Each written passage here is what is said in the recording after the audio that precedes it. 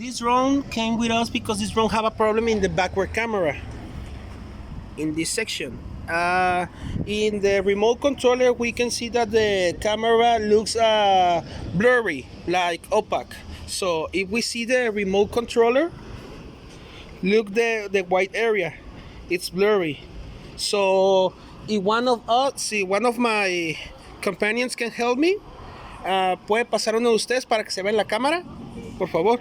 Look, en la cámara de atrás, en la de atrás. Look, a companion of mine, if we see, looks blurry.